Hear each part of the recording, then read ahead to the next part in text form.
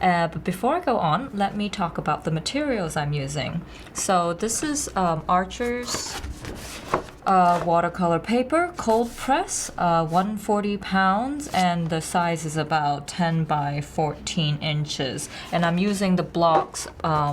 That way I don't have to worry about my paper buckling so much, and it's already taped down. So even though they're a little bit more pricey, I would highly recommend using some blocks.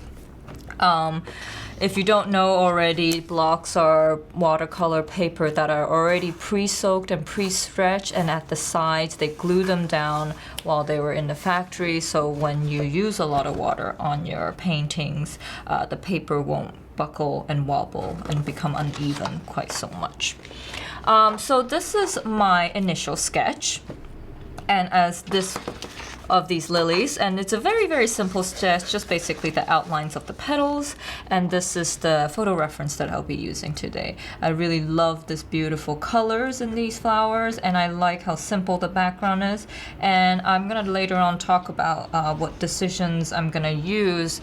Like for example, I would definitely, this is my focal point, and I'll definitely do a lot more detail in these areas, and then a background, it will be general color and splotches.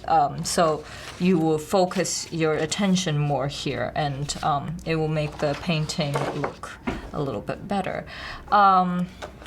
Let's talk about my paints and my brushes. So mostly the brand I use is Winsor Newton.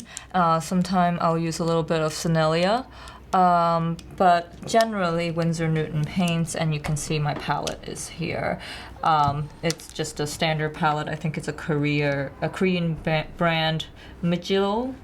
And the brushes I'm be using is a mixture of synthetic hair and real Kolinsky hair, as well as a Bristol hairbrush too.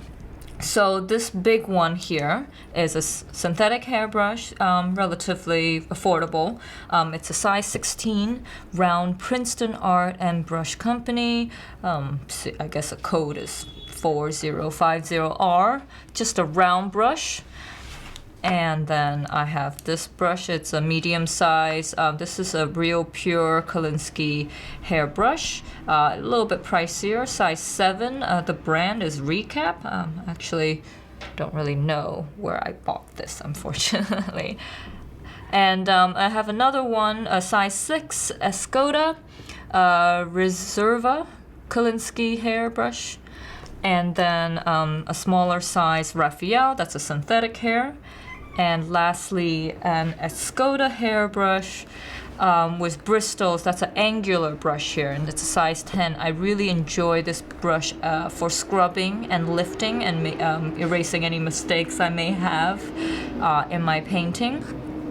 So these are the brushes I tend to go back and to use very, very often.